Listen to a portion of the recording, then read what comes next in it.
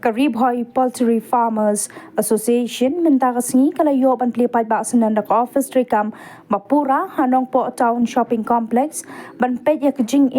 bat khamtam ban kentiu ya kinong risiar haka district kumbabon ne kinong risiar ki marjing ha kini kisngi ba menta ba kim la dor ban de ya kisiar namar kejing tuit palat kisiar ban wan nabar jela ya ketika office trikam Mapura jangka RB PFA la plipat ba Dr. Esra Sim District AH and Veterinary Officer Karibhoy District Kumukongsan ha kajingedon lang uba Silver Star Mensong rangba shnong nongpo hinong ilam ka RB PFA nadu uba Antonio Lapang Advisor Kong E Lapang President ba E Dengdo Vice President bat kiwe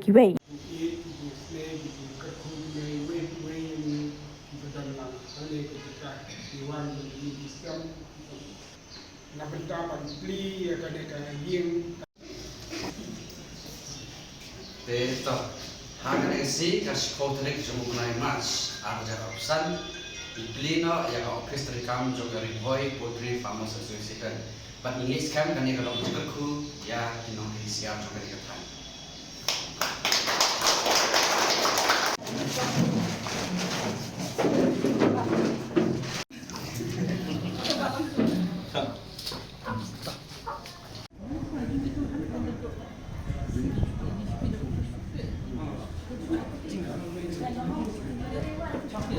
Yang baru kini ki nong UCL ki jongi nadu ki samla nadu ki longkwi ki longpa khamtam hakani kejuk jinjar kam jongi menta tenga kentu ya iwei piwei negi samla jongi ki lamba ki longkwi ba kinom shong klikti banginya dawangkat nangni shakmat banginya wala ya kataka jingitli kaba nginsa lating khong ya kini ki jing kabangi kendu habagi bakani ka kamri si arga jongi ki hagi ni singi ki beladam ngai hagi social media ngi ka jingkhang jong ki siar ki bawa napa hanwei banya ja kani gelenti kamlong ka basuk bangin khang ki siar ki napa hanwei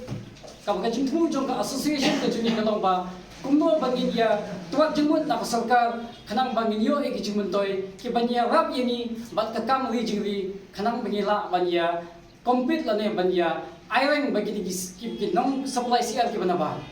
Handoi ban kham persyak ni namla ya kamar ba mati. Nama dalili itu ban pembet pembiang impala hadu unta ya ka siar hapok meglea ke jumi. Tak bentuk te kam sim la ban tri kam ha. Te sungo tenat bat menta bahkan ka association la pen imbiang ya ka la pen thamai biang ya ka berkunjuk ru ha ka singi la please non wat ya ka office tri kam ka jongka. Te ngai scam lang ba ka office kanong ka jingkerku ya ki members jong kani association ki bari jingri ki bari siar bar kumjoro ya ki wei pat ki parlok ki bari siar bar kumjoro ya ki wei ki jingri te ngi scam ki wei kin yo mensim nah kani ka association te hot